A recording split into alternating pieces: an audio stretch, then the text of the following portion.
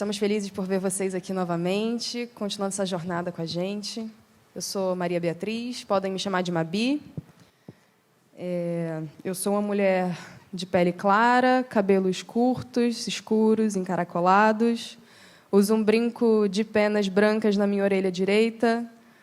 Estou usando um casaco comprido na cor azul clara, camiseta branca com desenhos coloridos na cor do nosso congresso, que são laranja, verde claro, azul escuro e azul claro. Uso calças brancas e sapatos marrons. Eu sou o Sebastião, mas como podem me chamar de Tião, né? Eu sou uma pessoa de pele branca, cabelo curto, loiro. Tenho uma argola no minha orelha esquerda. Tenho barba. Estou vestindo uma camisa branca com o logo do evento, né? Pintada de laranja e azul e verde. Estou vestindo uma camisa aberta da cor verde. Marrom. Ela sempre me zoa por conta disso, porque eu sou uma pessoa... Eu sou daltônico. Mas é uma brincadeira. Calça verde e tênis vermelho. E espero que vocês estejam gostando, né, de toda a nossa programação. Estamos hoje iniciando o nosso último dia, que vão ter ótimas trocas também e outros conteúdos para a gente estar trocando. Tião, nessa jornada nós conhecemos as riquezas do manguezal. Conhecemos os seres e a importância do ecossistema, os projetos de preservação. Nós conhecemos também a potência educativa, as formas de sensibilizar e impulsionar a consciência ambiental. Hoje, a gente se volta para as comunidades tradicionais que vivem nas áreas dos manguezais. Pedimos que tenhamos ouvidos e coração abertos para absorver os saberes que vêm da vivência de gerações de famílias, da intimidade com o ecossistema e quem resiste junto aos manguezais. Então, hoje, receberemos no palco pescadores, quilombolas, caranguejeiros, associações e lideranças, pessoas com quem a gente tem muito, muito, muito a aprender. E que também são as riquezas da nossa sociobiodiversidade. Bem-vindos ao Congresso Nacional de Manguezais. Bem-vindos à nossa Manguetão dessa semana.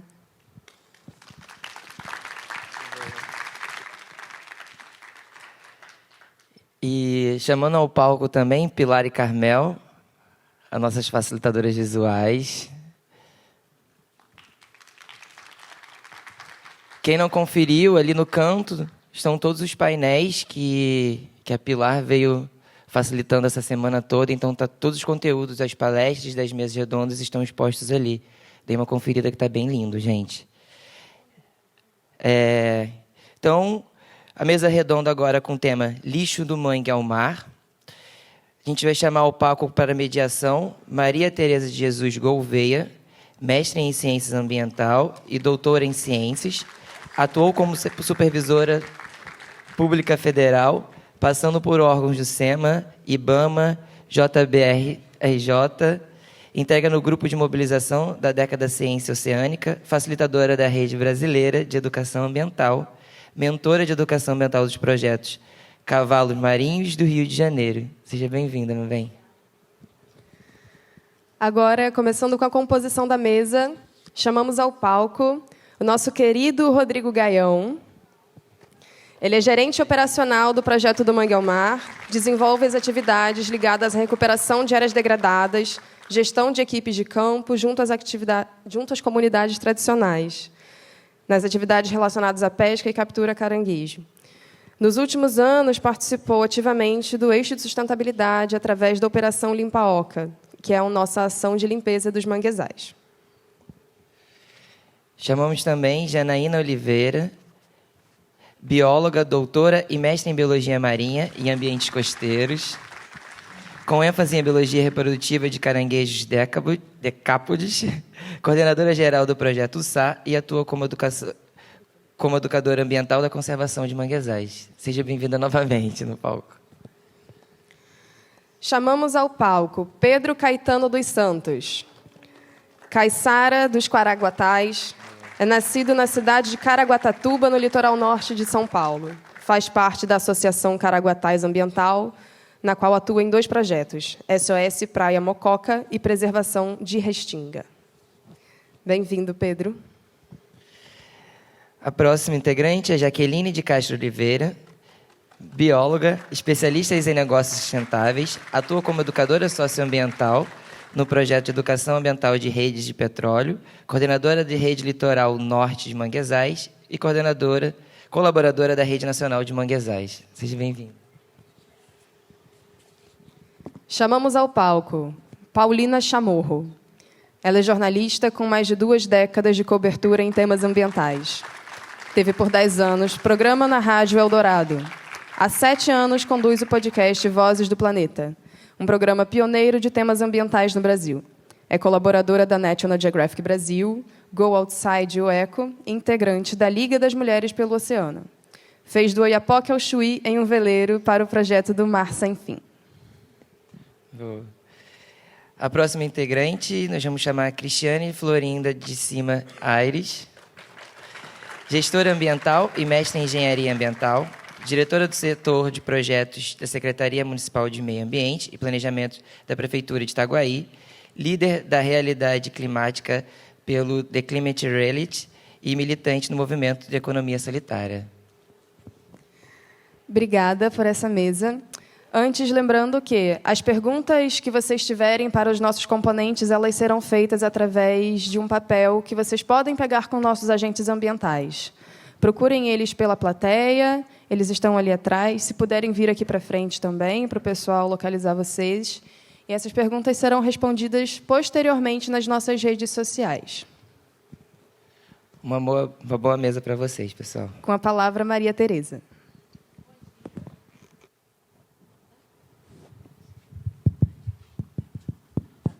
Bom dia. Tenho que me descrever com muito prazer.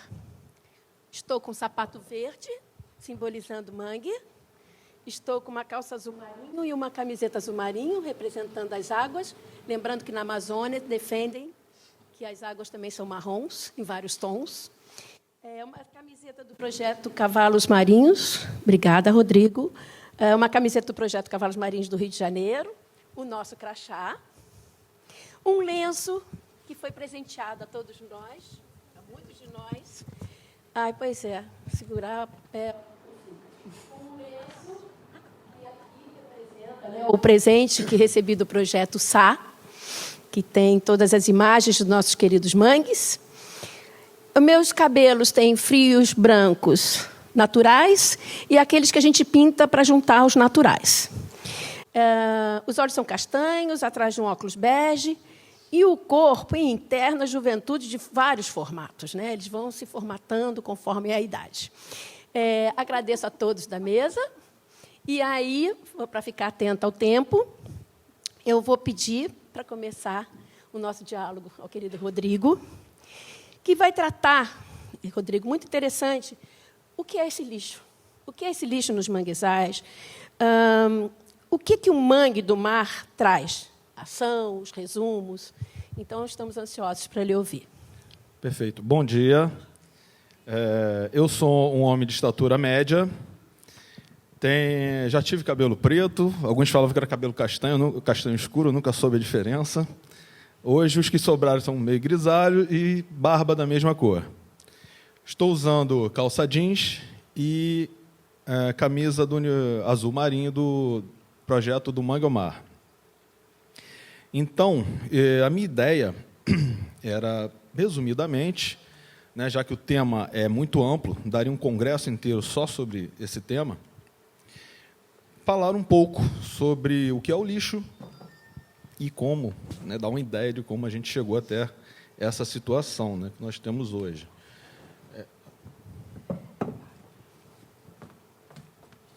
Obrigado.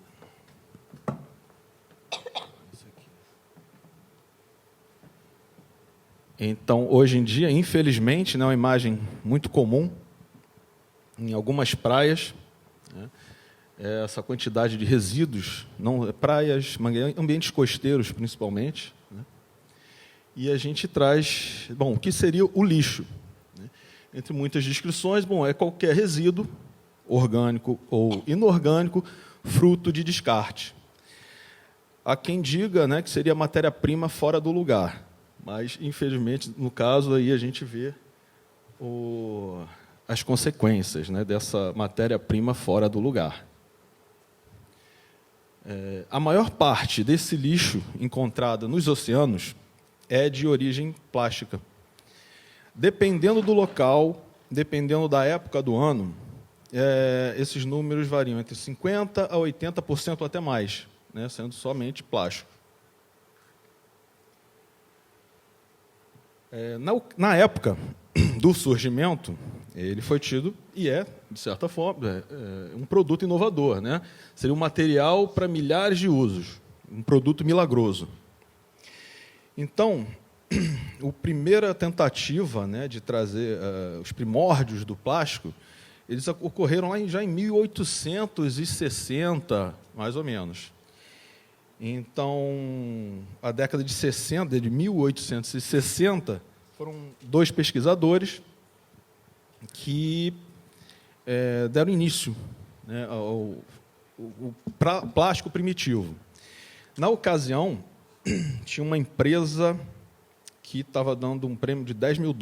Eu não sei quanto seria isso na época. Hoje já seria um belo prêmio. Eu imagino que seria isso na época. Para substituir bola de bilhar, que eram feitas exclusivamente de marfim. Eles estavam sofrendo cada vez mais. Então, esse plástico, né, primitivo foi elaborado nessa época. Ele não ganhou o prêmio, né, parece que o produto era muito inflamável, não estava dando muito certo, mas deixou a semente. Depois, já no início de 1905, aí sim nós temos o plástico, né, como nós conhecemos hoje, mais próximo do que nós conhecemos hoje. Então, o produto inovador chegou, ainda muito caro, ainda com algumas dúvidas, e, na sequência, década de 1930, 40, com a Segunda Guerra, é que a história realmente começa a mudar. Muito pela falta de matéria-prima, o plástico ganhou espaço para substituir os materiais, tornando equipamentos mais leves, né, tornando essa inovação, né, de conseguir novos componentes, né, uma variedade muito grande de plástico foram criados. E a produção em massa, né, e na sequência da Segunda Guerra vieram outras guerras, corrida espacial, e isso tudo só aumentou o consumo do plástico. Que realmente ele trouxe evolução na medicina, transporte, tecnologia, embalagem, construção civil, esporte, lazer, agricultura, têxtil e por aí vai. Porém, né, esse excesso, essa produção excessiva, acabou cobrando, né, a conta. O descarte não era feito da forma adequada. Então, você produzia, o lixo jogado fora, né, era só levado para longe dos olhos, para as periferias. Então, até então, estava resolvido o problema. Só que o monstro foi crescendo, crescendo, até que não dava mais para esconder. Então, final da década de 70, meados de 80, os movimentos ambientalistas se intensificaram. E aí a gente começa a ter essa questão problemática do plástico começa a aparecer, né? A academia já sabia, mas não tinha, ficava muito restrito. A gente não tem a comunicação que nós temos hoje, não é instantâneo. Você posta hoje uma foto, em segundos está no mundo inteiro. Na época você não tinha esse acesso, então a academia avisava, tinha toda aquela questão de quem ia querer bater de frente com um produto inovador. Como assim? Está falando mal do produto inovador? Veio para salvar, ajudou tanto a gente. Então, isso só começou a mudar na década de 80, 70, 80. E para tirar um pouco, né, que muita gente acha, poxa, no Brasil, praia poluída, que é no Brasil, que o Brasil não é um problema exclusivamente nosso.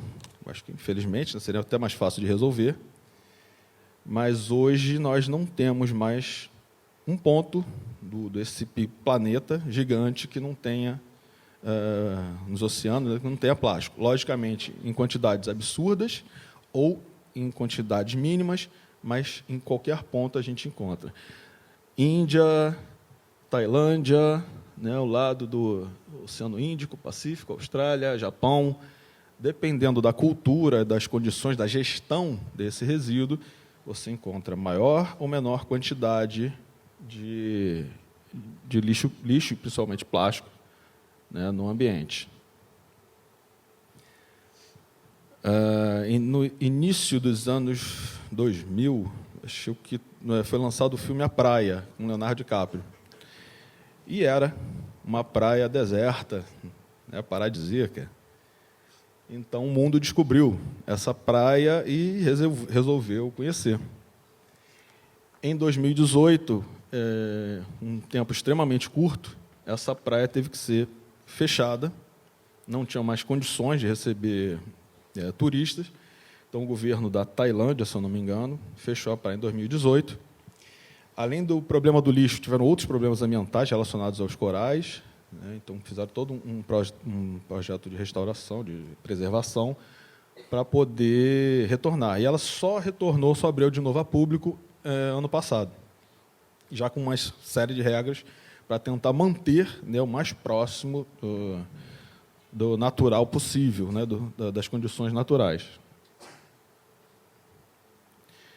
Aqui também tem o nosso lado, né, região América Central, ele pegou um pouquinho do Havaí, Grécia, Caribe, Arraial do Cabo, enfim. Lixo para todos os lugares, sempre em ambientes costeiros, né, e, consequente, praias, manguezais, restingas.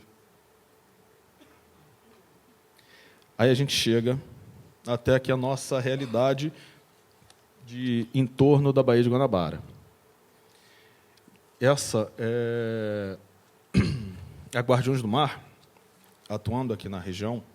A gente chega nas comunidades, né, conversa com as comunidades tradicionais para saber o que eles gostariam, como nós poderíamos ajudar.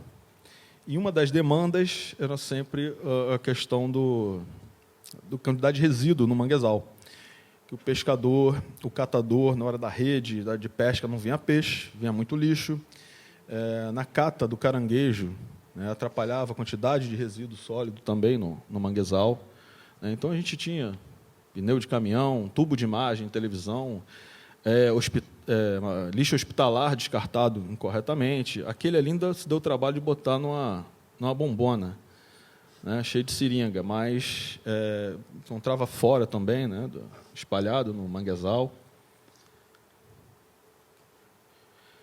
Aí, lixo de todo tipo mesmo, né, mais leve, isopor. Aqui a rede de pesca, que, infelizmente veio só lixo, não veio peixe nenhum.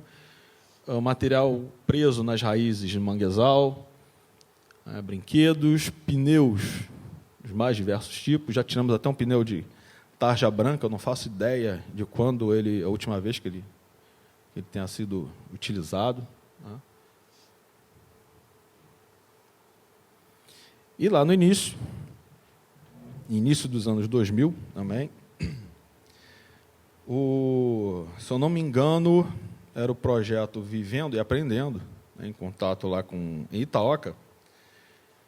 O seu Adílio, esse senhor que está aqui, Adílio Campos, catador de caranguejo, chegou até o Pedro e pediu uma ajuda. Perguntou se ele, que estava sempre lá em contato com os figurões, né, tinha como separar um dinheirinho para fazer uma faxina no manguezal. Limpeza já existia, claro, lógico, né, limpeza de praias, dos ambientes costeiros, mas no manguezal especificamente a gente nunca tinha ouvido falar, até porque eu não sei se todos aqui conhecem o manguezal, já tiveram no manguezal. Não é um ambiente assim muito fácil de acessar, é muito variado, alguns mais firmes, outros mais lamacentos, mas fazer uma limpeza, tirar essa quantidade de resíduo desse ambiente é um pouquinho complicado, mas a gente, Guardiões abraçou a ideia e o seu Adílio, né, fomos ajudar o seu Adílio e a comunidade, e aí nascia a Operação Limpa-Oca. Tinha um outro nome na época, mas hoje é a Operação Limpa-Oca. Uma ação de limpeza de manguezais ligado ao eixo sustentabilidade dos projetos da casa.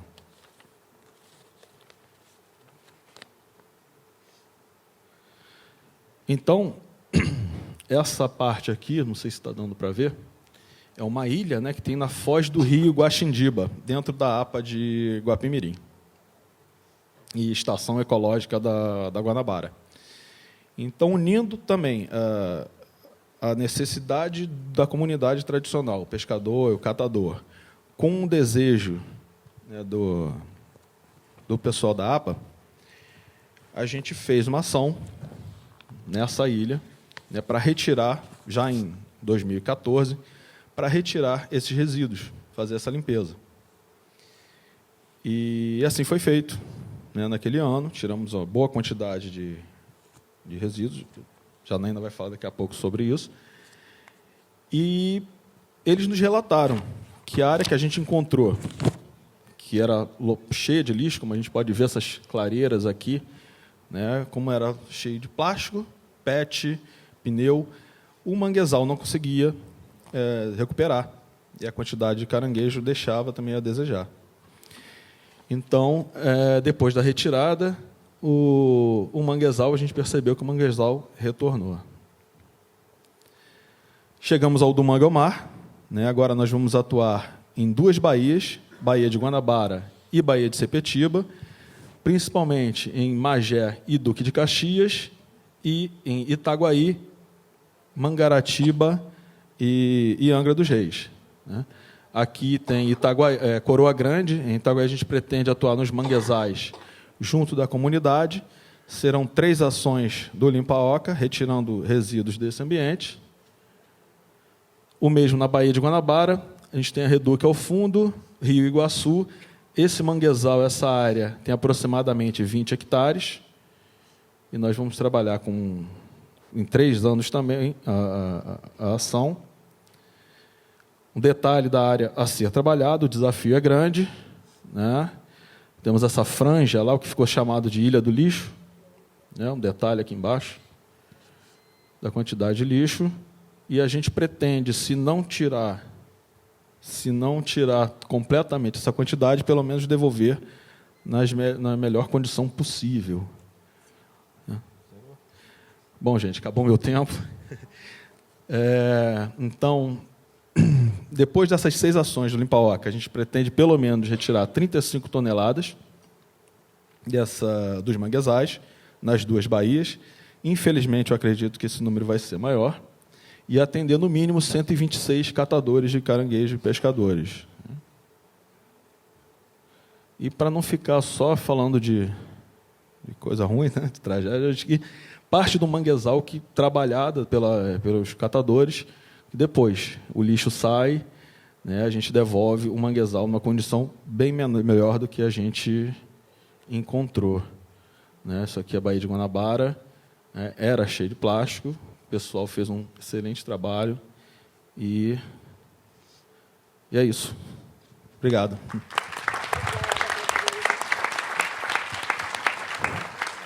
Obrigada, Rodrigo Miranda. Eu sei que o tempo sempre é curto, mas lembrando que a gente tem o online, as perguntas que vão, né, otimizar, somar com as questões a serem levantadas. Vou passar agora para a querida Janaína Oliveira, do Projeto SA.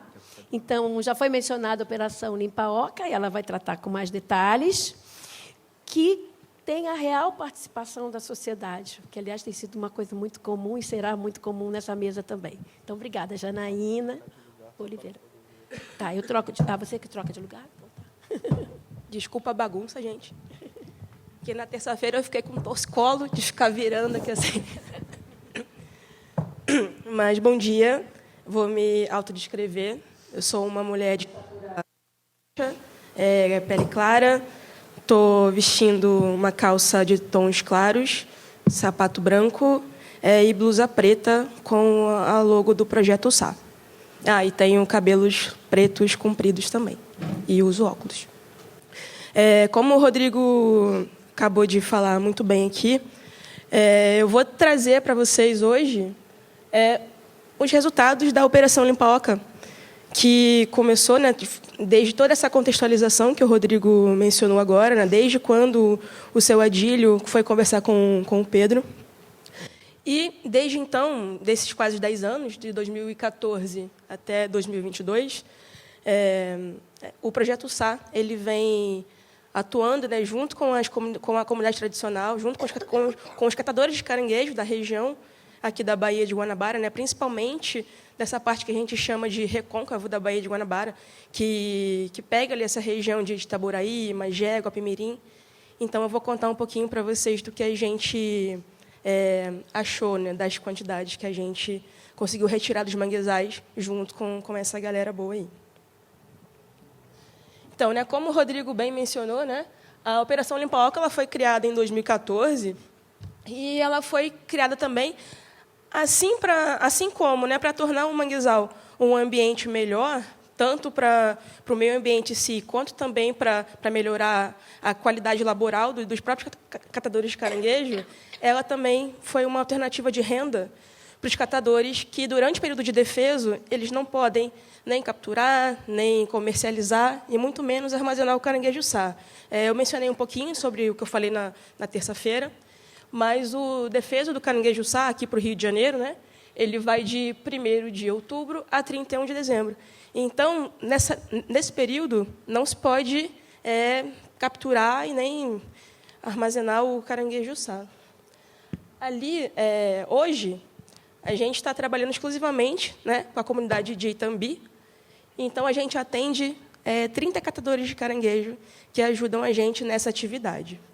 Aqui na imagem, acho que não dá para ver o pontinho, né? A gente consegue ver alguns deles fazendo a triagem e a retirada do resíduo do manguezal. A Operação Limpa-Oca, né, o processo, como eu falei, né, ele vai ocorrer de outubro a dezembro, e durante esses meses nós vamos ao campo com os catadores de caranguejo 2 vezes na semana, e eles fazem uma coleta ativa do resíduo mesmo, já no local, durante 1 hora. Então, eles vão com umas sacolas bem grandes, que a gente chama de big bag. Então, eles tiram o resíduo, vão enchendo essas big bags, colocam em seus barcos, como a gente consegue ver na imagem ali, e leva para um ponto de encontro que nós temos, que é no entreposto que fica ali em Itambi. Então, esse material ele vai ser categorizado, contabilizado e pesado. Então, a gente pode ver aqui na segunda imagem o menino recebendo, né, o saco, né, e pesando. Na seguinte, esse material já sendo depositado numa caçamba, que a gente deposita, né, esses resíduos. E, na outra imagem, a caçamba já lotada nessa vista de cima. Limpar o manguezal, né, como eu mencionei no início, ele vai melhorar muito a qualidade do trabalho, né, porque, infelizmente, né, como o Rodrigo também mencionou, a gente retira uma imensidade de coisas diferentes do manguezal, e muitas delas muito perigosas, materiais perfuro-cortantes, como, por exemplo, vidro, seringa, agulha, prego, material enferrujado. Então, só no ato da pessoa enfiar a mão na lama para poder capturar o caranguejo, ela já está disposta a correr riscos de se machucar. E, além disso, né, com o manguezal mais limpo, o manguezal mais seguro, os catadores eles têm condições melhores de trabalho. Então, o ambiente onde o solo, né, esteja livre para os caranguejos construírem suas tocas, vai ser um ambiente mais produtivo, onde eles vão retirar mais caranguejos e, consequentemente, a renda deles vai aumentar. Aqui a gente pode ver nessa imagem, né, como eu falei, as big bags no barco. E, nesses quase 10 anos, né, o projeto SA e a Guardiões do Mar retiraram quase 51,5 toneladas de resíduos sólidos dos manguezais aqui da Baía de Guanabara. né? E isso trabalhando em 47 hectares. E, nesse tempo, a gente pôde calcular que a gente retira, por dia, dos manguezais aqui da região, 306 quilos por dia. No caso, cada dia a gente contabiliza 1 hora. Então, ou seja, a cada hora de trabalho aqui da Operação Limpar na Baía de Guanabara, é retirado 306 quilos. A gente pode ver aqui na imagem também que o material é o mais diverso possível. Apesar de ser diverso, né, a gente tem ali uma breve caracterização, né, do que foi encontrado até hoje. O plástico é o vencedor, né, unânime ali, com mais de 24 toneladas, né, quase beirando 25, nesses quase 10 anos. Seguido ali pelo vidro também. E a gente caracterizou também um grupo, né, chamado de extraordinário. O que seria esse extraordinário? É tudo de mais diferente que a gente encontra e que acaba não se enquadrando em categoria nenhuma. Aqui, por exemplo, né, a gente encontrou em 2016 um banheiro químico, né, que, segundo ali as estimativas dos meninos, pesava basicamente uns 300 quilos. Aqui, na imagem abaixo, vários tubos de TV. Material hospitalar também, a gente encontra com bastante frequência. O Rodrigo apresentou também, mas essa terceira imagem ali, essa foi recente, de 2022, não foi, o campeonato? De 2022, e também aquele cinto de armamento, que eu sempre esqueço o nome. Como? Golter. Obrigada. Também serve. Enfim, todos esses dois também foram encontrados nessa última edição que encerramos em 2022. E também essa foto é bem icônica. Infelizmente, né, se encontra de tudo, né? Então, os catadores eles juntaram várias partes de um carro que eles foram encontrando, né, durante a atividade e fizeram essa foto aí que bem criativa. Pode observar também, né, o outro no cantinho ali, o Carlinhos, segurando uma TV bem antiga, ou é um micro-ondas? É uma TV bem antiga. E, como eu mencionei, colocar a mão na lama do manguezal, né, hoje se torna uma atividade bem perigosa. Então, partindo desse princípio, a gente, na última edição do Limpa Oca, né, que finalizou em janeiro desse ano, a gente conseguiu uma parceria, né, com a Secretaria de Saúde de Itaboraí, e a gente conseguiu que a prefeitura fizesse um mutirão de vacinação contra tétano, né? Então, a gente vacinou todos os catadores que trabalham com a gente com a vacina antitetânica. A gente teve também, né, pessoas da Secretaria também, dentistas, que ensinou sobre a saúde, prevenção e melhora da saúde bucal.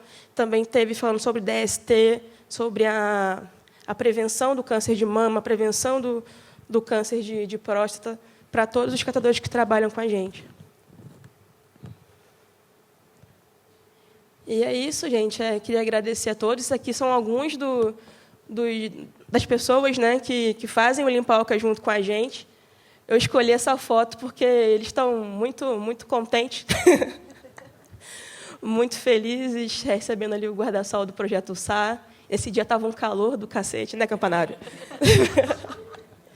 Não quero falar nada, não, mas o fotógrafo quase arrastou para cima nesse dia. Mas é isso, gente. Essa galera aí que ajuda a gente a manter a Baía de Guanabara sempre melhorando.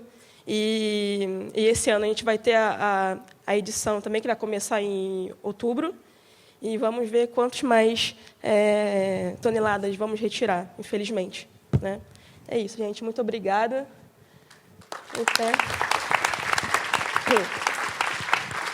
Obrigada. Deixo aqui as redes sociais do Projeto SA. Para quem quiser acompanhar, a gente está sempre postando também sobre as atividades do projeto. E obrigada. Obrigada, Janaína, que é lindo de se ver.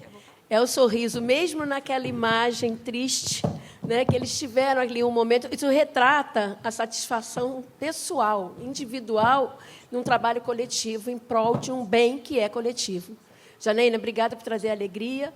Obrigada, Rodrigo, antes, eu vou agradecer a todos, né, mas de ter introduzido o assunto tão bem, e Janaína ter complementado com os dados a participação social, mas especialmente a alegria que o projeto está levando para aquela sociedade e o que a sociedade de lá está trazendo para os manguezais, portanto, para todos nós. Obrigada. Agora eu vou apresentar um senhor simpaticíssimo, que eu acabei de conhecer ali atrás, que é o senhor Pedro Caetano. Ele é da Associação Caraguatás. Ele é do litoral norte de São Paulo, então bem-vindo ao nosso Rio de Janeiro. E ele vai falar sobre o trabalho da sua organização, de seus resultados, e agradecemos a sua presença e a sua simpatia. Obrigado. Eu sou Pedro Caetano, sou caiçara, sou branco, cabelos e barba grisalhas, então eu tenho uma estatura, tenho 1,72 m, acho que estou diminuindo, tá? E essa é a minha apresentação. Olha, eu estou nervoso, tá bom? Então, como eu falei, eu sou caiçara. Caiçara é todo aquele que nasce aqui do sul do Rio de Janeiro, Paraty, até Santa Catarina, uma parte de Santa Catarina. Entre a serra e o mar, tudo que são nascidos nessa parte são caiçara. Tá? Nós somos da Associação Caraguatás. Caraguatás é uma planta que nós temos, uma bromélia, que dá o nome à minha cidade, Caraguatatuba, e também à nossa ONG. Nós temos o projeto SOS Praia da Mococa, que é uma praia que estava para se tornar um condomínio pé na areia, né? E nós lutamos lá para que não fosse. O nosso litoral todo, desde a Costa Verde, que é muito os ricos têm muita, né? Que querem para eles, né? Fazer casa na pé na areia, eles querem todo para ele, a praia toda, né? E nós achamos que todo mundo tem direito à praia. Embora nós sabemos que a praia é um lugar livre, né, para todo mundo andar, quando se faz condomínio, geralmente o pobre não pode entrar. Nós temos uma praia em Caraguatatuba chamada Costa Verde, um condomínio, onde a Hebe Camargo tinha casa, que quando alguém entra na praia, um segurança acompanha geralmente, né? Então a pessoa se sente... Essa praia, a Praia da Mococa, nós temos areia monazíticas, e nós tínhamos um trabalho nesse lado sul. A praia foi cortada ao meio por um condomínio. Então nós ficamos com a praia, com essa parte aqui que era ser construído condomínio, e nós conseguimos na Câmara barrar esse condomínio até esse ano ainda a gente continua, e nós fizemos a organização da praia. E a proteção do jundu, da restinga de praia, que é tão importante como o manguezal. Eu penso assim, porque o jundu é o cílios da praia, né? Ele que segura a areia, ele que segura as ressacas grandes, né? Ele, na verdade, ele mantém um pouco da areia. E a restinga, né? Que antigamente a gente pegava desde do jundu, depois nós tínhamos muitos pés de araçá, nós tínhamos maracujá, nós tínhamos mandacaru, nós tínhamos bastante coisa, e hoje em dia essa vegetação não existe mais nas praias. Nós temos a única praia do litoral que tem bastante, a vegetação ainda de restinga é forte, é Bertioga, que nós temos umas praias mais desertas que temos bastante essa parte. O nosso trabalho foi para segurar esses carros. As pessoas que vão à praia não se contentavam em ir à praia, ele tinha que levar o carro dele também para a areia da praia, né? Então eles paravam assim, os lixos eles penduravam lá, e a praia ficava imunda. É uma praia linda, maravilhosa, né? Olha só, né? E a gente começou a trabalhar, o Roque. Na verdade o Roque é um gaúcho que apareceu para o Caraguá lá, e nós conhecemos e começamos na luta pela preservação da Praia da Mococa. Logo que ele conheceu a praia, ele colocou uma placa. Pena que eu não coloquei essa placa aqui, né, Roque? Então é ele aí, a pessoa aí. Ele com a esposa dele, gente. Então nós tirávamos bastante lixo, tá? Ele com a esposa dele. Esse aqui é o cercamento da área de Jundu, para preservação, que foi feito. Nós fizemos foi a única vez que a prefeitura nos ajudou. Nós tínhamos um secretário muito amigo, era secretário de urbanismo, e conversando com ele juntou várias secretarias para nos ajudar. Então, nós fizemos o cercamento, né? O cercamento da praia, da área de Jundu. Fizemos plantações de várias árvores, né? Da Mata Atlântica, que foi cedido pela Secretaria do Meio Ambiente, 300 mudas, e que o Roque e a esposa dele iam todo dia aguar, colocar água lá, né? Levavam no carrinho deles, era um carrinho velho, eles levavam lá, né? E foi uma benção, olha. E também nós tivemos, ultimamente, o pessoal da IUSP fazendo um trabalho praial de pós-graduação. Acho que sim, né? De final de curso lá. E isso é muito interessante, porque até então a gente sabe que temos vários trabalhos de universidades, mas nós da sociedade civil não acompanhávamos e não sabíamos, né? Então nós tínhamos a água invadindo algumas praias, derrubando as praias, e sabíamos que ficamos sabendo assim, em cima de uma reunião que tinha um professor que fez um trabalho sobre correntes de deriva, né? E sabia que aquela área ia ser, e a gente na verdade a gente não soube, né? E logo onde passa a rodovia Rio Santos, né? Então agora na Praia da Mococa mesmo, no lado norte da praia, as ressacas derrubaram todos os quiosques, arrancaram tudo, tá? E do lado sul jogou areia para o lado sul, que aumentou a nossa parte, né? A gente não sabe até quando vai ficar, né? Então o ordenamento foi isso daí, ó. Depois que a gente fez o ordenamento, o cercamento para os carros não chegar, então ficou direitinho, ficou bonito, ninguém ia lá, tinham as pessoas que olhavam os carros, mas não tivemos mais problemas. Essa é a praia, tá vendo? Ó, com bastante conchinhas. Essa é a nossa parte da preservação do Jundu. Olha só como que está aí, ó, hoje. Tá? Esse morro aí é considerado o morro do cemitério, porque é um cemitério antigo caiçara. Então ainda temos os restos mortais dos caiçaras lá. E logo embaixo dele nós temos um mangue, né, que tem bastante guaiamu. Acho que o guaiamu aproveitava dos caras que estavam mortos lá. Tá? E também o outro projeto nosso é o projeto Preservar Manguezais de Caraguatatuba. Como falei, Caraguatatuba é uma cidade, assim, a serra é muito perto do mar, então nossos manguezais são pequenos. Caraguatatuba, dos manguezais do litoral norte, nós tínhamos 45%.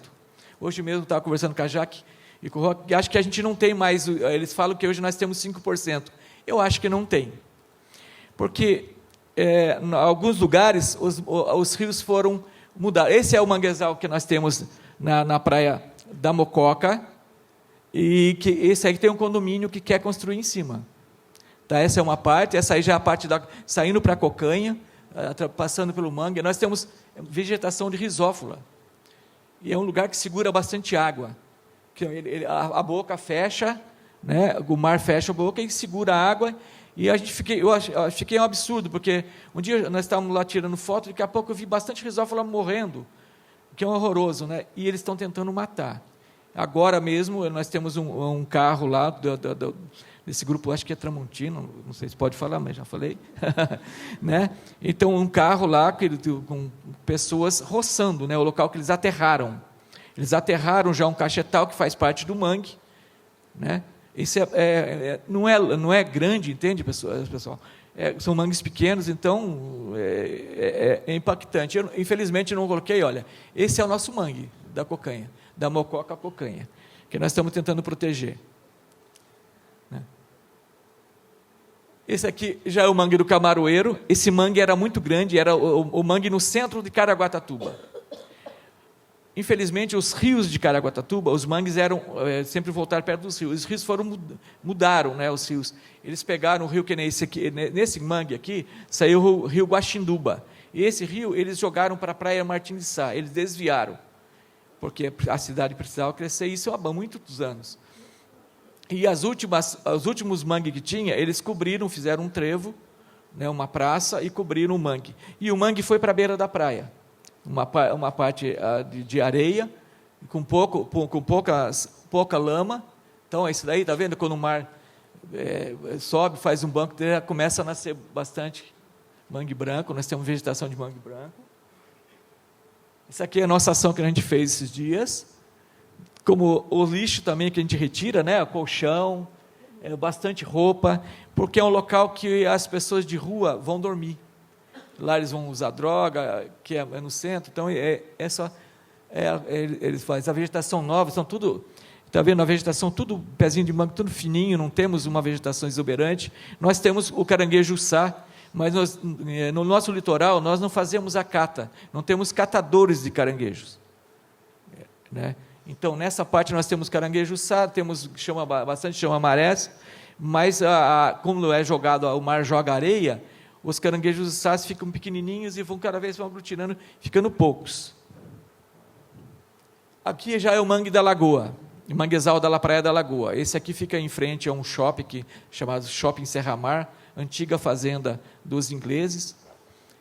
Esse manguezal, ele está sendo pressionado, está vendo? Já tem a parte de imobiliária que estão entrando no mangue, estão grilando. Infelizmente, o poder público não faz nada e a gente, às vezes, não sabe como agir.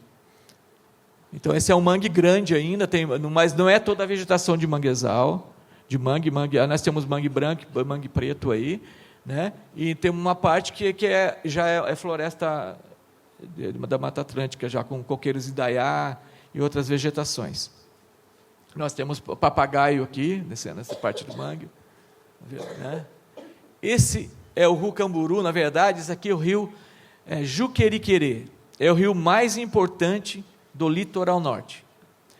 Por muitos anos, a fazenda dos ingleses é uma fazenda muito grande, que plantava muitas frutas cítricas, banana, e eles tinham várias plantações, e eles levavam toda a produção deles para a Inglaterra. Essa fazenda se acabou em 1969 com a enchente que deu em Caraguatatuba. Então, deu uma catástrofe, né? E morreu mais ou menos quase 1.000 pessoas. Eles falam menos, mas a gente acha que foi até mais. E nessa época, essa fazenda entrou em falência, mas ela começou a perder um pouco de coisas, porque ela perdeu um navio que levava, na época da guerra, levava as coisas para a Inglaterra e acabou perdendo. Então, eles levavam muita coisa. E usavam o rio. Nós tínhamos um porto nesse rio, nós tínhamos 120 quilômetros de trilho de trem dentro dessa fazenda, do que os ingleses fizeram, né? E ela levava toda a produção em batelões até os navios. E depois ia para Santos e rumo à Inglaterra.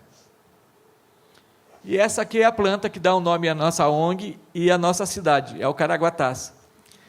Então, a Caraguatatuba é a cidade de muitos caraguatás. Infelizmente, também nós estamos perdendo essa bromélia, que a gente faz remédio com os frutos dela, né? Essa foto eu tirei recentemente lá no parque, que logo na porta do parque tem essa bromélia. Tá? É isso aí, muito obrigado.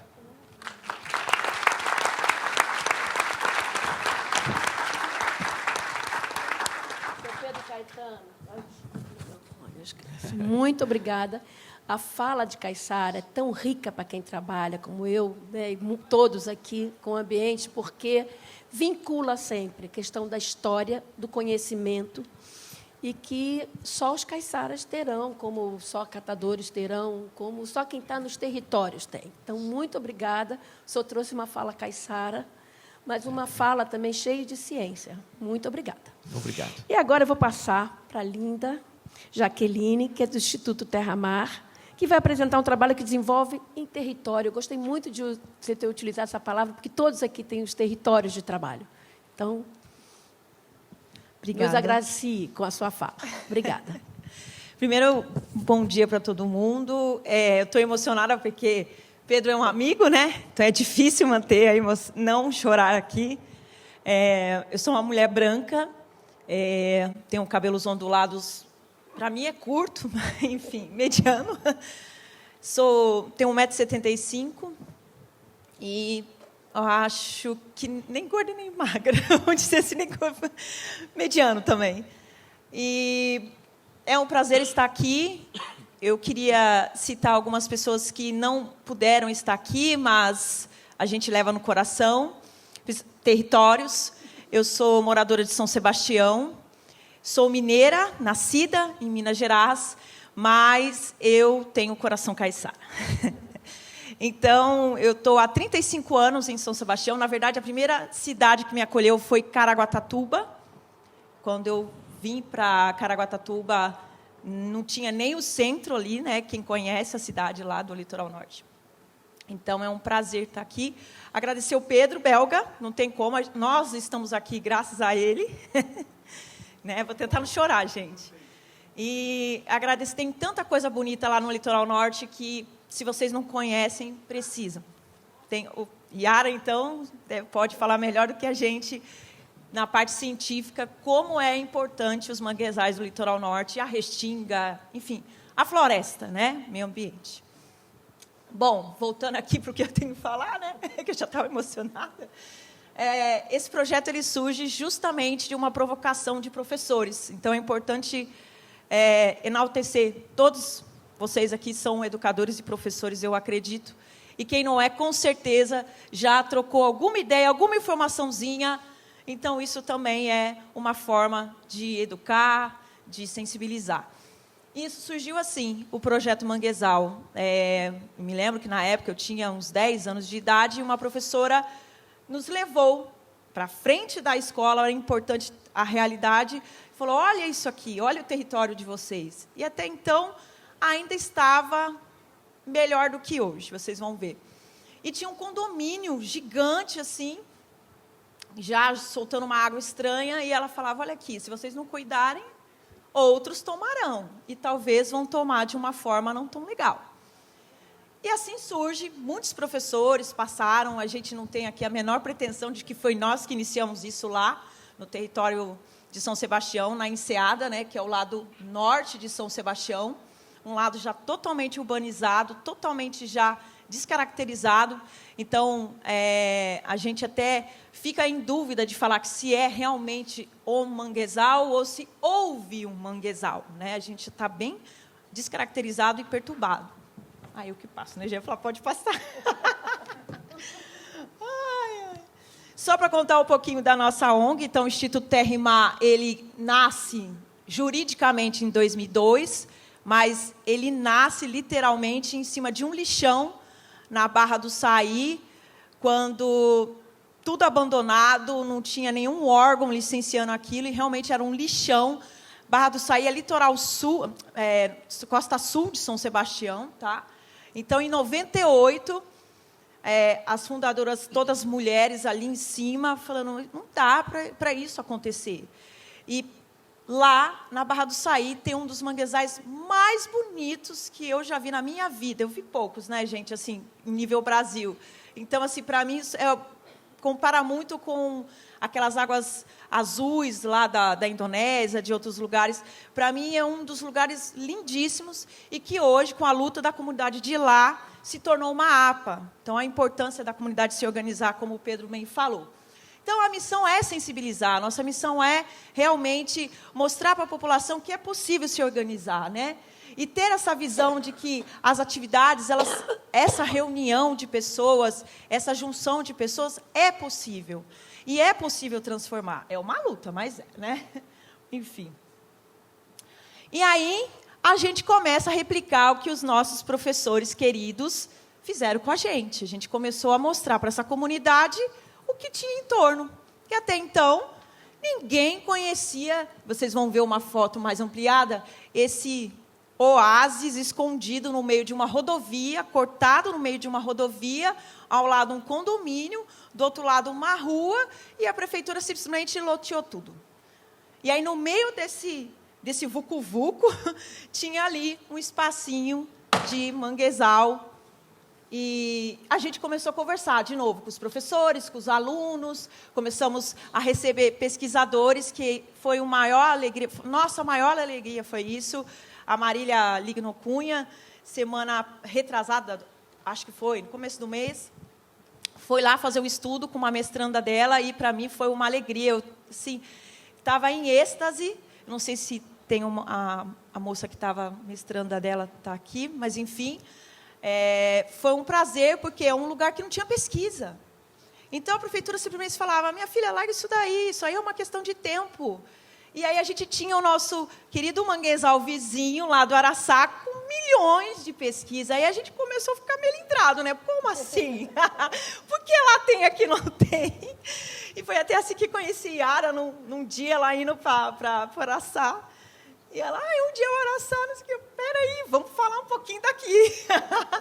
E foi um prazer, assim, ver pesquisadores olhando para esse pedaço tão importante. E começamos a conversar com professores. Aqui, olha, essa foto do meio, todos os professores de biologia, pedagogia. Essa roda aqui era com a comunidade lá, que é o Manguezal, são 2 bairros, né? Enseada e Canto do Mar, tudo em São Sebastião, na parte norte.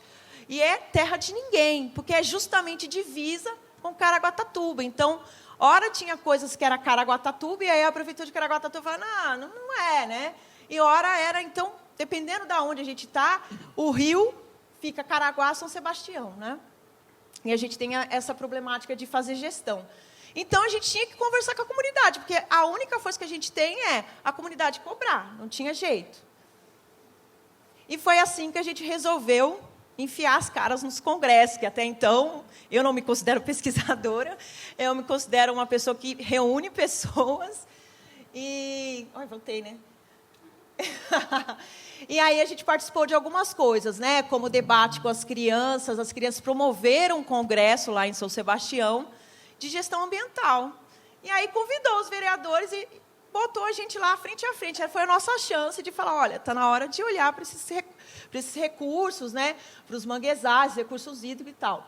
Ali também foi um congresso em São Sebastião, onde todo o litoral norte, né, que é Ubatuba, Ilhabela, São Sebastião e Caraguatatuba, ficou reunido. Então, ali você pode ver que tem o loginho do Pedro Caetano ali, Caraguatás, tinha outras ONGs. Aqui também a gente publicou um artigo científico num congresso, e ali foi onde a gente teve a honra de reencontrar de novo, né, Pedro, no congresso da Renaman, que o nosso querido Neto, que organizou, da APRU, e a gente fez uma conversa ali. Aqui, né, entrando mais para o tema agora, a gente... eu não consigo dizer para vocês quantos quilos ou toneladas a gente já tirou nesses 15 anos de atuação. O Instituto tem 21 anos, mas o Projeto Manguezal ele surge com os professores, né? Então, nós temos 15 anos. Nesses 15 anos, eu não fiz essa pesquisa, a gente fez assim, um por cima, que vocês vão ver. E aí a gente criou uma atividade que depois, pesquisando, eu falei, nossa, gente, não é bem isso que a gente quer dizer, né? Que é o manguear, que, em alguns lugares do país, é uma pesca dentro do mangue. E, na verdade, no nosso caso, não é. Seria uma coleta, é uma pesca de lixo, vamos dizer assim, dentro do mangue. Então, a gente reúne a comunidade e, às vezes, só tem um. Então, um manguear não quer dizer que é um grupo grande. Não, você está com vontade, você vai lá e cata. É isso. E aí, nesses 14 anos, estamos na luta aí, recoletando, e aí o termo que ela usou, achei legal, extraordinário. A gente não colocou aqui, porque não sei se tem criança, para não ser censurada, mas vou comentar um extraordinário aqui. Então, brevemente, né, o nosso pioneiro aí é os pedaços de plástico, o microlixo, né, enfim, é muito, né, gente, assim, nas raízes das árvores, tudo enroscado, rede, é muita coisa, né? Então, só para ilustrar mesmo que o plástico vem de encontro, né? Com que os colegas apresentaram também. E aí, o extraordinário que eu não coloquei aqui, a gente vê muito, não sei se aqui, na limpeza que a galera faz, uma garrafa de vidro e um preservativo em cima. A gente encontra muito disso. E aí a gente viu que tem um problema sério também de saúde pública, né? Na verdade, sempre vem implícito, não tem jeito, ou então é explícito mesmo. Então, a questão da prostituição, muito forte, a questão do vício, né, da droga, então é muito forte. naquele local, assim, e é em qualquer horário. Agora, com a presença da comunidade, isso diminuiu muito.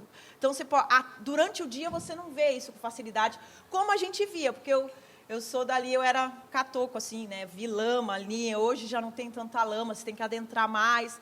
Então, é triste você ver o território se transformar ao longo dos 35 anos de forma não tão legal, né? Porque antigamente você via canoa ali, você via pescador pescando vários tipos de peixe. Hoje você vê poucos pescadores. A pesca mais comum lá é do camarão, né? Então ainda a enseada é um local que se pesca muito camarão, mas os próprios pescadores dizem que as outras espécies já não são tão abundantes na pesca. E aí a gente tem vários fatores disso, né? Vários fatores. Aqui é uma vitória, é um exemplo, né? De que quando a comunidade se reúne, a gente consegue sim produzir produtos, talvez não tão científicos quanto vocês, mas a gente consegue. Esse rapaz, que é um grande amigo, Patrico Pina, ornitólogo, biólogo, tem uma consultoria, faz vários trabalhos relacionados à consultoria. Um belo dia ele falou: nossa, eu fiz um trabalho na APA Marinha, mas não conhecia esse lugar. E quando ele conheceu, ele falou: não tem como isso aqui não, que já é uma unidade, já é uma área de preservação permanente pela lei, mas não tem como não se tornar uma unidade de conservação.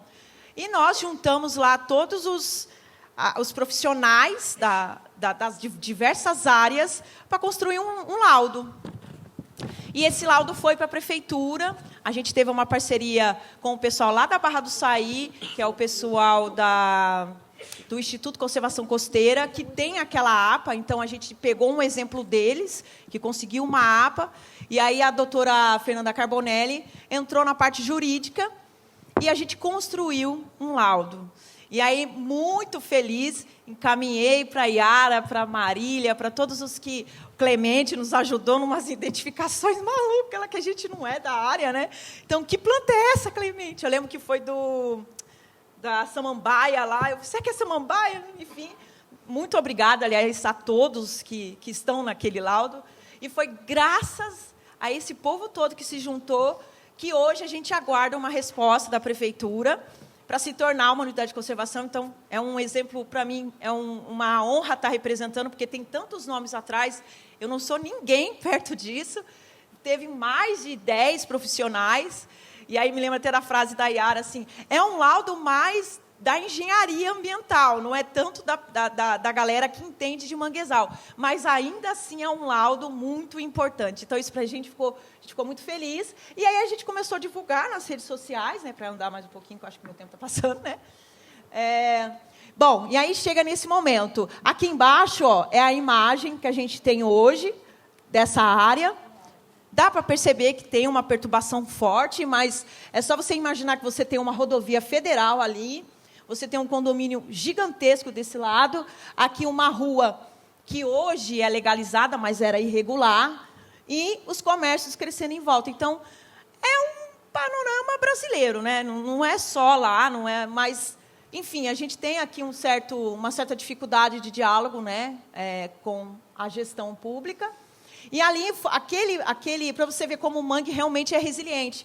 Aquela foto de cima é de 2000, gente. Então, vocês percebem que ele foi muito mais desmatado, tinha menos casa, claro, mas assim, já nascia um condomínio, já tinha um desmatamento aqui e ali, e aqui ele conseguiu se regenerar, né? Aquela foto lá em cima, que dá um destaque ao mangue vermelho, é porque muitas pessoas diziam, não, o mangue vermelho só tem lá no Araçá, lá na Barra do Saí, e a gente começa a ficar meio melindrado, né? Falei, não, como assim? Só tem lá? Não tem lá, não. Aqui também tem. E aí a gente conseguiu mais de 10 espécimes de mangue vermelho, um do lado do outro, mas assim, precisava enfiar o pé na lama, que quase ninguém enfiava naquela época. E quando a gente enfiou, a gente encontrou.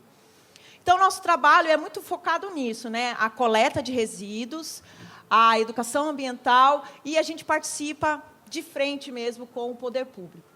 Aqui, mais uma vez, né, o que a gente já coletou simbolicamente, né, os tubos de TV, que nem a galera aqui da Guanabara. A gente tinha uma família morando ali onde tinha aquele sofá, teve que fazer todo um trabalho social, rede, TV de tela plana, enfim, muitas coisas, muitas coisas. E aí finalizo com o nosso lindo pôr do sol do lar, muito pequenininho, muito humilde, mas que tem uma importância muito grande para nós, porque quem é do território é isso, né, gente? Não tem como estimar. E essa frase maravilhosa, né? Que não tem o que falar. A educação é isso, ela move pessoas, ela recria valores. E deixar o nosso contato. E agradecer muito a todos, agradecer a nossa mediadora, vocês que estão na mesa. A Paulina foi lá, ela sabe disso, que é um lugar que você não imagina, né? Que é aquela coisa linda, maravilhosa, mas é muito pequenininho. Então, muito obrigada. Muito obrigada, Jaqueline. E é legal que vocês dois, como caçadas, ele trouxe a conectividade entre ambientes e você trouxe a necessidade de entendimento que a conectividade também é política administrativa, quando você fala, né, dos dois municípios. Muito obrigada, tá?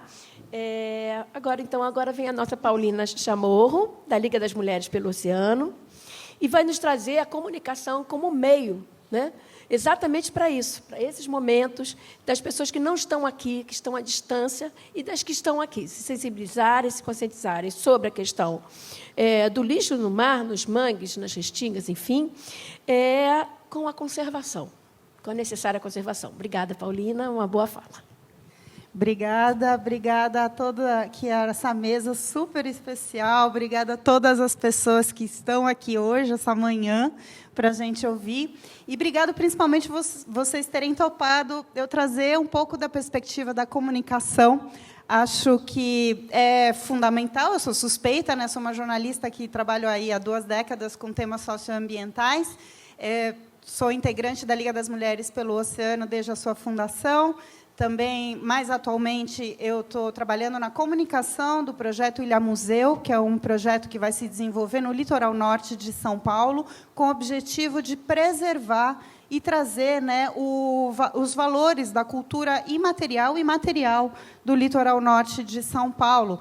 E aí, então, entra justamente a questão cultura, manguezal e tudo mais. E eu quis trazer também hoje a comunicação, e até, Pedro, obrigada aí pelo convite. Queria até propor para o próximo congresso que a gente fizesse, inclusive, um dia só sobre comunicação, porque hoje o que eu vou trazer para vocês é mostrar de que, quando a gente fala de comunicação, eu não estou falando só sobre meios, né, sobre imprensa, sobre aquilo algo longe. Atualmente, todos nós estamos fazendo comunicação. E quem não se comunica se estrumbica.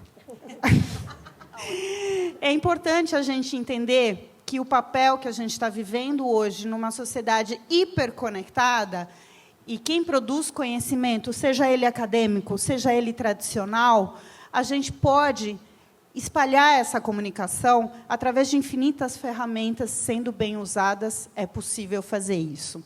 Então, hoje eu não estou falando num papel de uma comunicadora profissional, mas, sim, queria instigar e mostrar para vocês que cuidar da natureza, conservar, é feito com pessoas. E, para a gente falar sobre isso, a gente precisa encantar as pessoas. A gente precisa partir de vários meios, né, de partida. O outro dia eu estava fazendo uma matéria em Pernambuco e estavam uns turistas passando, e eu só de orelhada ali, eles falando assim, mas o que é manguezal mesmo? É uma fruta? Aí eu olhei e falei, gente, a gente tem muitos desafios. Tirar da invisibilidade os manguezais, tirar o oceano da invisibilidade, é um trabalho, acho que, coletivo. É um trabalho de todos nós. E por que não usar... Por isso que eu chamei de uma comunicação amorosa pelos manguezais. Por que não usar a emoção?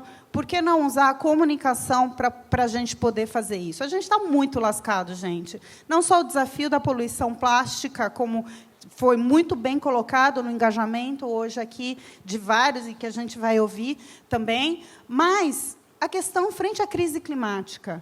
Mas olha só que solução. Eu acabei de sair, na última sexta-feira, com um podcast que chama Os Manguezais Podem Salvar o Planeta? É uma pergunta. Porque, com tudo que a gente tem ouvido, que eu tenho escutado desde ontem aqui, eu tenho certeza que, se a gente conseguir... Não tenho certeza. Espera aí. Eu tenho a esperança de que, se a gente consegue preservar essa parcela tão importante de cultura e de natureza, que é a faixa costeira, onde estão os manguezais, a gente vai conseguir enfrentar o desafio da crise climática de uma maneira um pouco melhor. Então, por isso que eu coloquei quem não se comunica se estrumbica. E aí agora eu vou trazer algumas dicas rápidas do que vem sendo feito pela Liga, do que eu faço pelo Mulheres na Conservação, que é um documentário que eu acabei de lançar, e também pelo Vozes do Planeta, que é o meu podcast, né? Então, quem não se comunica se estrumbica, por quê? Porque a gente está vivendo num mundo hiperconectado. Olha só o drama. Essa é 1 minuto em 2023 de hiperconectividade. As pessoas estão consumindo conhecimento ou não conhecimento, entretenimento, através dessas ferramentas. Então, por isso que eu falei, se a gente consegue se comunicar melhor, se a gente consegue trabalhar a educação ambiental numa sociedade, por exemplo, como a sociedade brasileira, que tem vários déficits de comunicação, por que não usar o WhatsApp como uma forma de espalhar melhor o conhecimento, em vez de espalhar fake news? Por que a gente não pode se apoderar dessas ferramentas também para produzir conhecimento?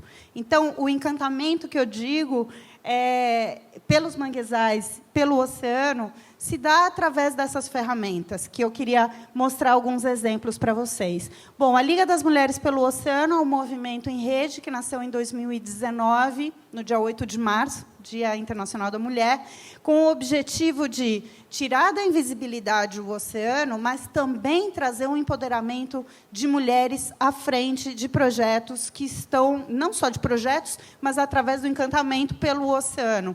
Então, pela ótica e ética feminina, vamos trazer muitos elementos que possam apresentar para a sociedade ferramentas para defender e amar o oceano. Então, temos jornalistas, temos pesquisadoras, temos líderes marisqueiras, temos cada vez mais procurando uma gama maior de representatividade de mulheres que trabalham pelo oceano. E uma das grandes ferramentas que a gente tem, além de ser um grande hub, né, são 2.500 mulheres hoje já conectadas no Brasil inteiro, além de ser esse grande hub de união, a gente usa ferramentas da comunicação para trabalhar, para mostrar para a sociedade algumas coisas positivas. Então, esse é um pouco da nossa rede social, né? Principalmente o Instagram, a gente tem um YouTube, onde temos diálogos e entrevistas, tudo aí deságua, para usar o palavreado aqui do Maretório, né? Tudo deságua no Instagram também. A gente tem um site onde vocês podem ter mais informações sobre as nossas campanhas, tem um blog onde convidamos mulheres para escrever sobre diferentes assuntos, e a gente trabalha com algumas campanhas específicas, né? Essa aqui é do Clima e Oceano, que a gente faz parte do Observatório do Clima, para justamente, entre a invisibilidade do oceano e dos manguezais, a gente vê que, no debate do clima, ainda é muito incipiente, né? Trazer para o debate climático as soluções do carbono azul. Eu vi ontem a palestra da Laís, maravilhosa, tomara que ela esteja por aqui ainda, que eu quero entrevistar ela. É isso, como é que a gente vai trazer como soluções da natureza o carbono azul dentro dessa crise climática, né? Então, primeiro a gente precisa tirar da invisibilidade. Então, essas são algumas das campanhas que a gente fez, né, com relação ao oceano. Algo muito fácil, uma linguagem muito simples, usando imagem, algo que seja facilmente de entendimento de todas as pessoas. Acho que isso é fundamental, é um esforço que a gente tem que fazer. Porque aquilo que eu falei, nós temos pontos de partida diferentes. Então, nesse vídeo, a gente tem a questão do que o oceano, né, traz para a sua vida, né, por que a gente tem que falar e pensar em oceano, tentando trazer. E essa é uma campanha especificamente que a gente fez o ano passado, chamada Sente o Clima, da Liga das Mulheres pelo Oceano, e eu trouxe ela hoje aqui porque a gente tem um recorte não só, claro, de gênero, mas também das comunidades de pesca e da invisibilidade de mulheres na pesca, onde grande maioria se dá no manguezal, porque são, a grande maioria, também marisqueiras, né? Então, a gente trouxe muitos dados a partir de pesquisa, mas, de novo, com uma preocupação de que isso fosse facilmente assimilado por várias pessoas. Então, a gente tem uma mulher que trabalhou, uma designer que trabalhou nessa linguagem especificamente para essa campanha, para que gerasse vários cards. A gente fez stickers para o WhatsApp, do Sente o Clima. A gente trabalhou realmente pensando nas redes sociais para que essa comunicação pudesse ser bem levada. E ficou lindo para caramba, né? Ficou demais. Eu adoro essa campanha. Teve vídeo, teve esses desenhos, e ele foi realmente bastante compartilhado. Então, o trabalho em coletividade também é uma forma de espalhar a comunicação. A gente fez um trabalho junto com o Engajamundo, que é uma ONG jovem, e a gente fez um podcast do Sente o Clima só sobre a questão de falar de oceano, clima e de gênero. E também teve uma audiência muito bacana, sempre nessa busca de, através de juntando e somando forças, a gente poder levar para mais lugares. Aqui, mais uma vez, a importância da gente usar diferentes linguagens, como, por exemplo, a imagem, porque a imagem, assim como a voz, elimina diversas etapas de dificuldade da comunicação, ela é bem mais acessível, ela é facilmente entendível por várias pessoas, assim como a voz, a comunicação falada. Aqui eu trago esse exemplo dessa reportagem, para vocês olharem aí, dando mais dicas de quando vocês tiverem alguma questão para comunicar, se preocuparem no centro da mensagem. O que vocês precisam comunicar? Qual que é a urgência do que vocês precisam falar, ou qual que é a necessidade do que vocês precisam falar. Então, sempre se fazer essa pergunta quando forem pensar em alguma campanha, ou quando forem pensar em algum post, alguma forma de se comunicar. A mensagem central ela tem que ser resumida em uma frase. Se você conseguir resumir nessa frase, você vai conseguir desenvolver toda uma campanha aí de comunicação com relação a isso. Outra coisa que eu queria chamar a atenção aqui para vocês com relação à comunidade, à comunicação e à academia é essa frase maravilhosa que o Antônio Nobre, cientista, né, que foi do INPE, nos traz. O trabalho em parceria da ciência com o conhecimento tradicional. Aqui a gente tem representantes, né, da comunidade tradicional e a gente tem representantes da ciência. Quando a gente conseguir juntar e que isso cada vez mais esteja presente em todos os trabalhos, nos dois lados, o reconhecimento, a gente vai avançar muito. Eu vejo muito ainda que falta, pelo menos pela parte da academia, esse reconhecimento do conhecimento tradicional, que ele venha nos estudos, que ele apareça. Isso aqui eu sei por causa do senhor tal que me ajudou, que sabe tudo da lua, sabe tudo das marés, sabe tudo disso, por causa dele que eu consegui fazer esse estudo. Isso não vem ainda, não está muito presente, pelo menos da minha parte que eu tenho acesso. E eu acho que seria uma justiça tremenda, né? Porque a gente está falando de natureza, a gente está falando das diferentes frentes disso. E o Antônio Nobre traz isso numa entrevista muito legal do meu podcast, que ele fala que a sabedoria é uma propriedade do universo. É maravilhoso. Então, eu queria deixar também esse pensamento, né, quando a gente for pensar nessa comunicação amorosa pelos manguezais.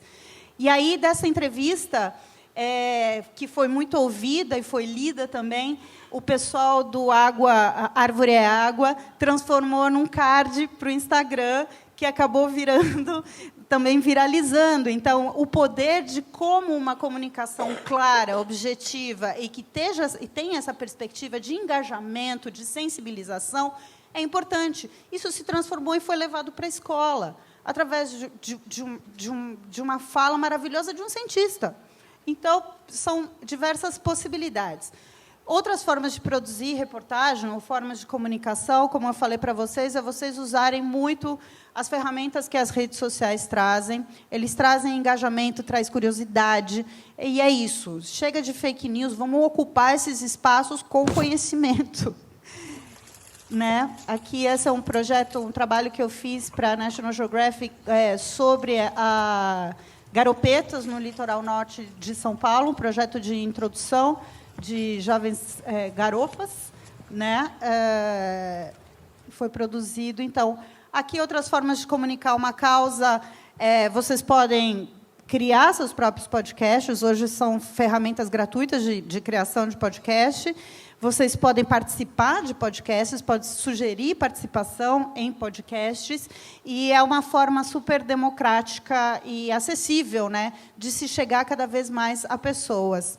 Terminei a minha fala aqui trazendo só com relação aos manguezais e a importância. A gente trouxe, por exemplo, o papel das baleias. Vocês podem pensar em outros elementos, como a questão do carbono azul, e pensando em exemplos de como isso pode solucionar o planeta. Eu já apelei, já mandei assim, os manguezais podem salvar o planeta, e está dando que falar esse título, pelo menos chamou a atenção para que as pessoas tivessem a curiosidade de ouvir o episódio.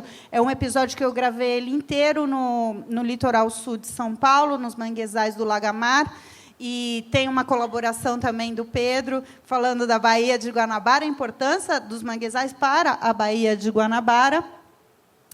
E não vai dar tempo aqui de colocar, mas no Mulheres na Conservação, eu trago muito da questão da conectividade dos manguezais e como isso pode ajudar a pesca, pode ajudar no bem-estar, pode ajudar no turismo, pode ajudar em diferentes frentes. Então, não necessariamente, quando você está falando de manguezais e conservação de manguezais, você precisa falar, e o manguezal, e o caranguejo, e o lodo, que o não sei o quê. Não.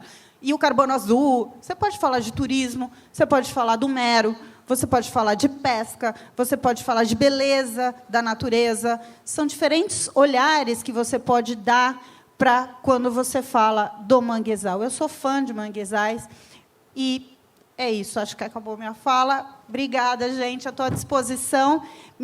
Eu tenho um vídeo aqui que era da Bárbara, a Bárbara Pinheiro, uma pesquisadora da APA Costa dos Corais. Ela faz parte do documentário Mulheres na Conservação. E ela fala muito sobre a conectividade. Ela trabalhou muito tempo com o peixe-boi marinho no Nordeste. E ela fala, então, justamente da importância da conectividade dos manguezais e dos ambientes. Mulheres negras trabalhando com biologia marinha e mergulhando, nossa, contei nos dedos. Por muito tempo eu não pensava nisso. Depois que eu comecei a ver uma palestra sobre mulheres negras na ciência, foi que me fez refletir e fez eu olhar para a minha história e ver que não tinha pessoas que eu me inspirasse, que fossem semelhantes a mim. E aí eu comecei a conversar bastante com elas, dizendo, gente, por que a gente nunca conversou sobre isso?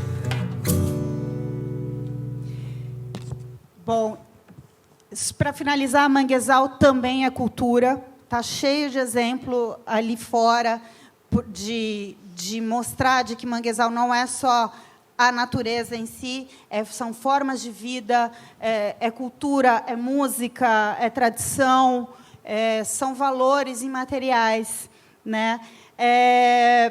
A Bárbara, eu trouxe, só para finalizar, ela é representante, foi criado um grupo dentro da Liga das Mulheres pelo Oceano, que é de mulheres negras, para trazer a discussão e também tirar da invisibilidade, né, essa questão, através da Liga. Então, estão aí alguns canais que vocês podem encontrar todos esses projetos que eu falei e me encontrar também. Estou à disposição. Muito obrigada. Desculpe passar um pouquinho. Imagina. Bem, depois de uma comunicadora, é difícil comunicar para agradecer, né? Mas, enfim, muito obrigada. Conheço a Bárbara.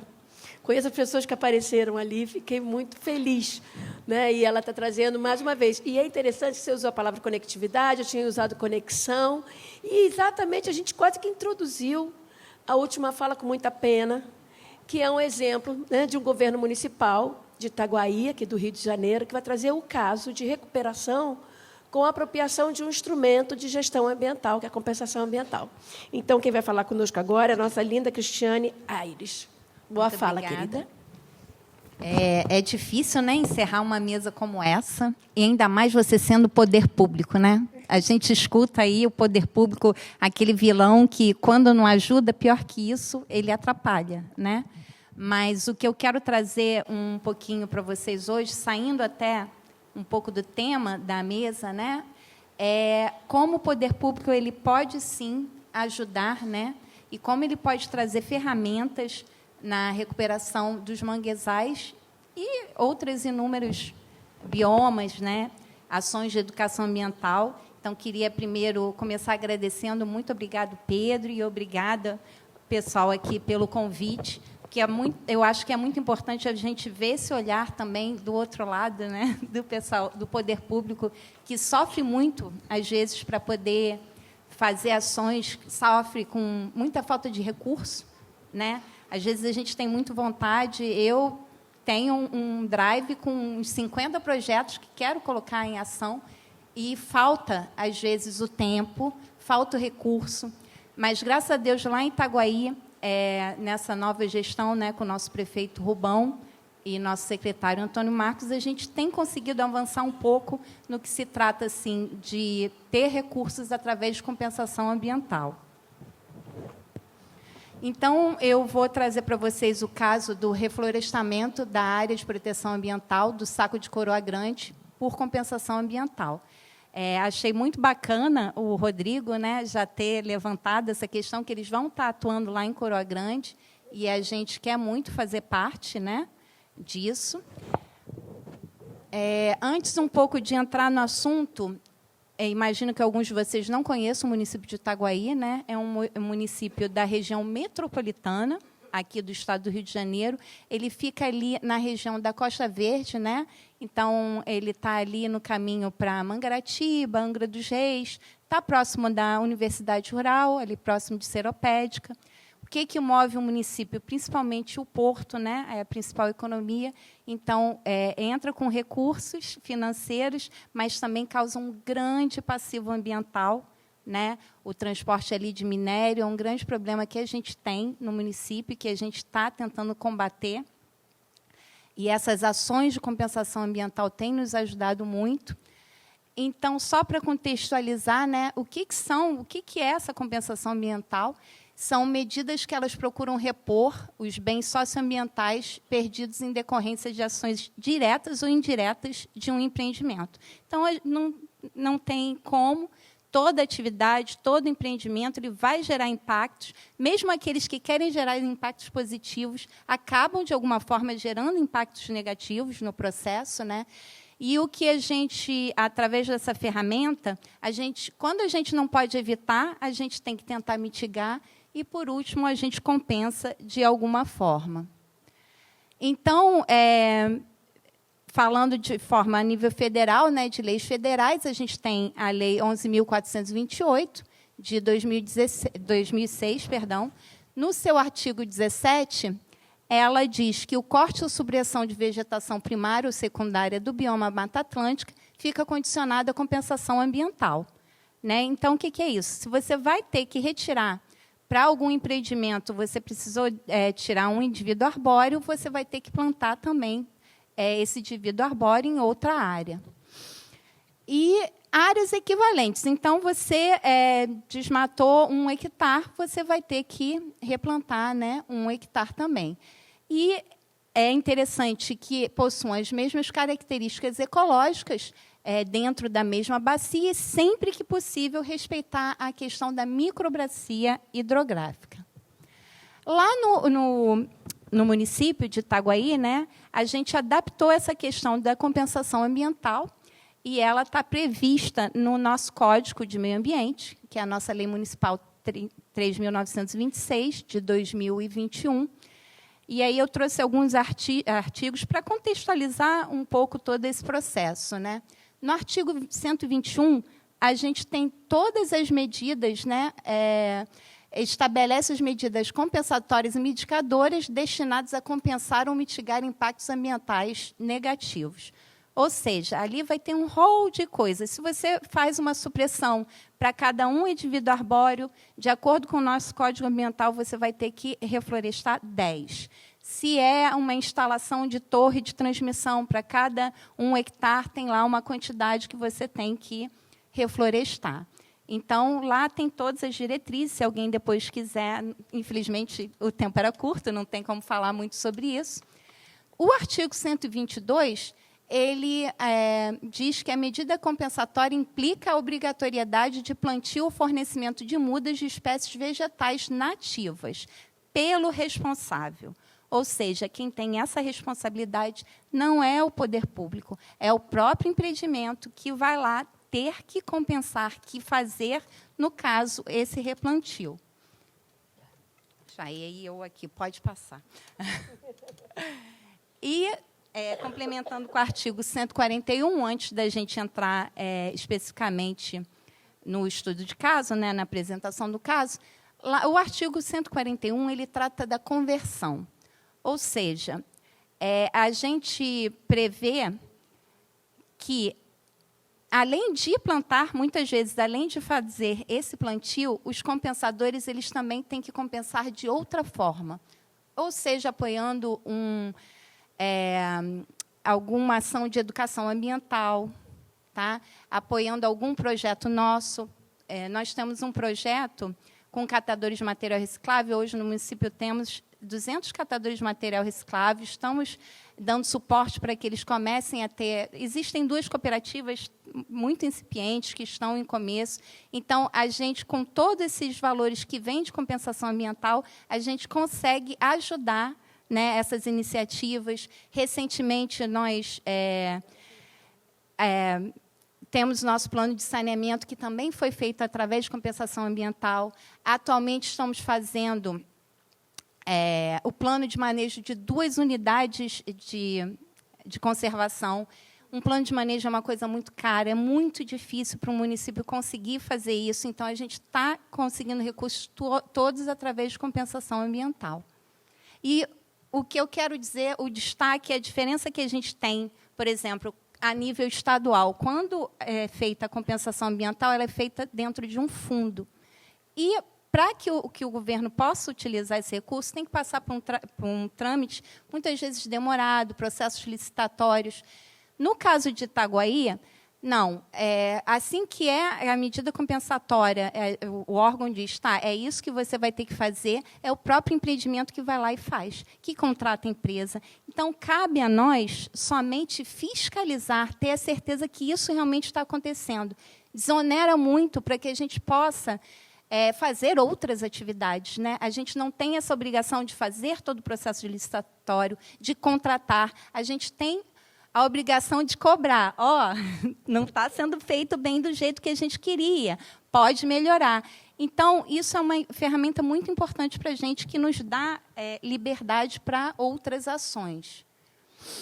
No caso da APA do Saco de Coroa Grande, então, essa empresa que fez a compensação ambiental específica lá, né, o licenciamento dela foi feito a nível estadual, mas ela quis também compensar o município. Ela compensou o município especificamente pela supressão que ela precisou fazer na instalação do empreendimento.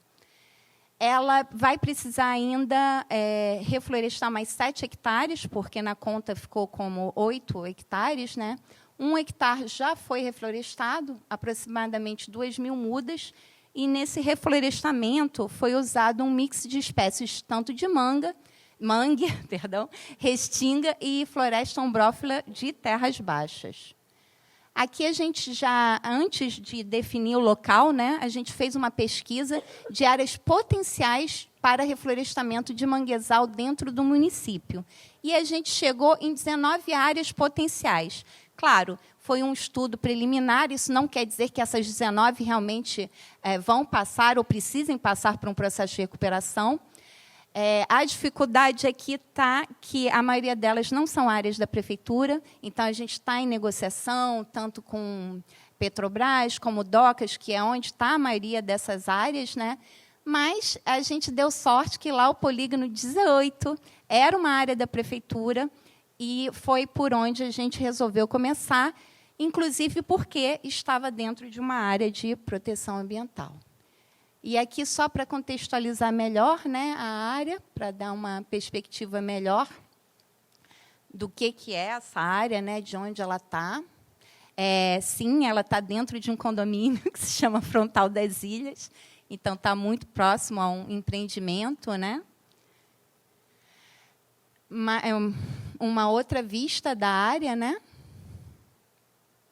E aqui eu trouxe uns registros de todo esse processo, né? Então, aí são registros antes do início do reflorestamento. É uma área que tinha bastante animais pastando, então a primeira luta de todas foi convencer, né, os proprietários desses animais que eles tinham que ser retirados. A gente ia lá e cercava, 2 dias depois aquela cerca estava no chão, então foi todo um processo assim, doído, demorado, né, de convencimento da necessidade do que a gente precisava fazer ali e que aquilo iria beneficiar, sem dúvida, a eles também. E aí, todo um processo antes disso, de combate às formigas cortadeiras, né, de limpeza.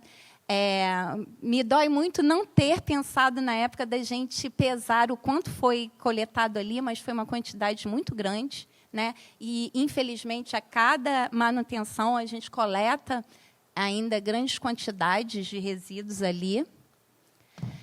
Então, nessa fase do pré-plantio, a gente fez capina, roçada, limpeza, toda a parte de adubação, né? Toda a parte da preparação do local para que ele recebesse o plantio, o reflorestamento. Aqui a gente vê a coleta, as mudas, elas foram coletadas, as plântulas, no próprio mangue, né?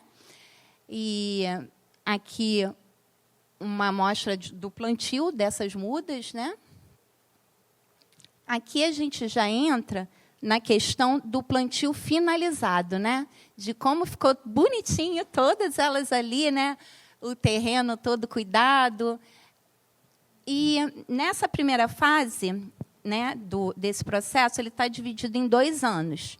No primeiro ano, serão feitas 3 manutenções.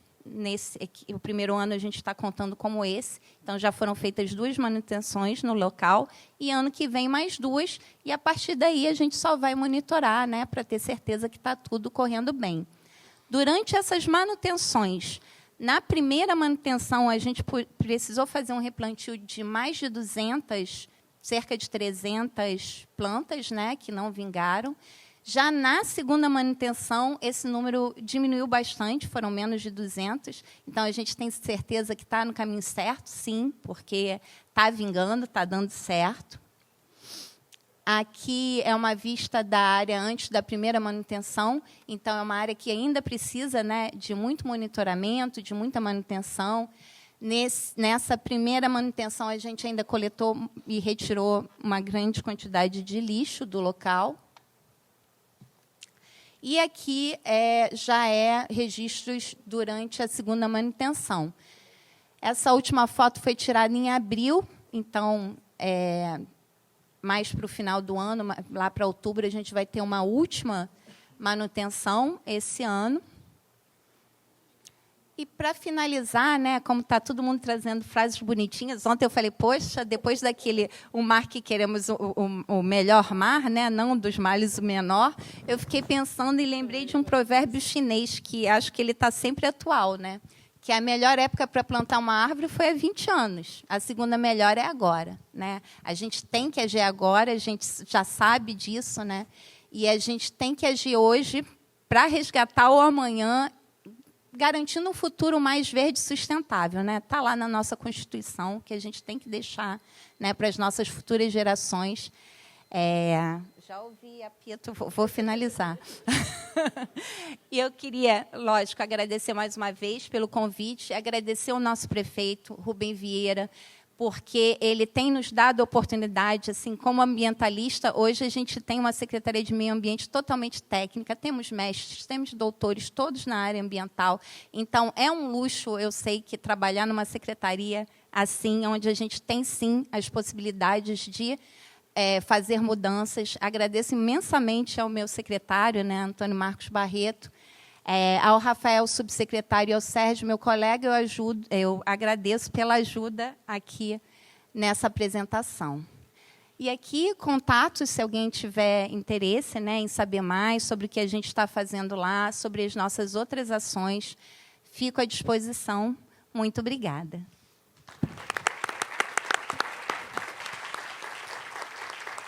Bem, então agora me cabe o encerramento dessa mesa. Agradeço a compreensão por eu mostrar os momentozinhos. Jaqueline, eu quero te falar que órgão público, setor público, organização não governamental, movimentos sociais são feitos por indivíduos, por grupos. Então, quando se coloca uma questão, né, do setor público, ou de uma ONG, ou de um movimento social, ou de uma empresa que não fez, na verdade, a gente está generalizando, mas são pessoas que não fizeram.